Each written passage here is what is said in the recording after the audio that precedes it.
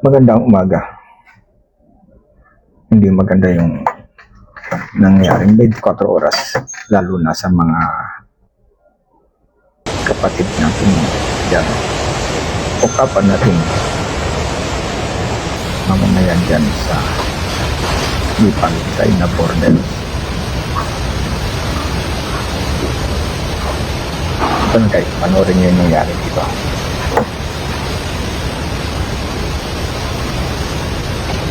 Wala naman dapat sisihin dito dahil ito ay gawa ng kalikasan. Or kung meron man, yung walang malasakit. Sunog dito, sunog doon, pagbaba ng ozone layer natin.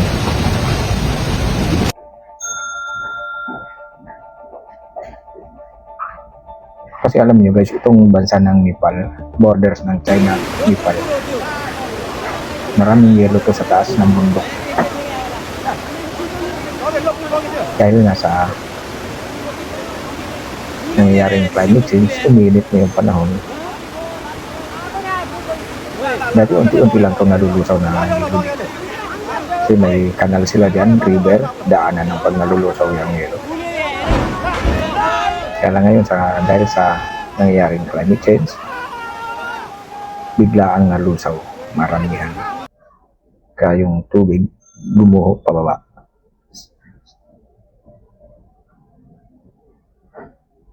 Sa bilis ng pangyayari, kasi tubig nyo talaga yan, sobrang bilis yan sa pressure.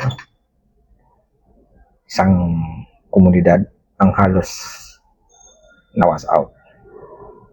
Hindi lang isa, kasi hindi pa tapos to yung tubig na rumaragasa. Panalangin na lang natin na mabilis na makarecover ang ating mga kapwa-tao dyan sa Nepal at sana'y walang madamay na kapwa Pilipino dyan.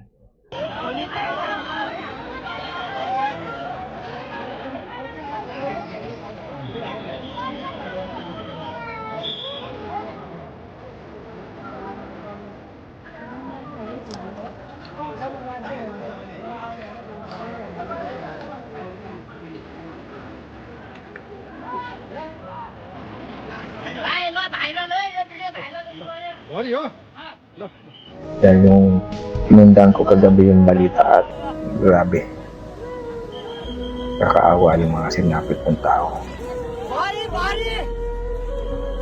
Wala kang kawala talaga guys pag kalikasan na ang nagbigay sa iyo. Ito'y isang uri ng babala.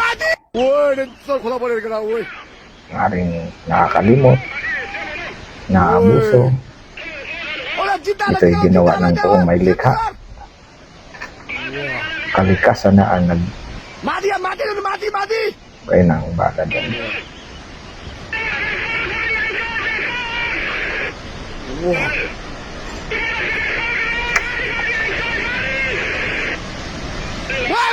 Panalangin na lang natin sila mga kababayan sa ating bilis recover.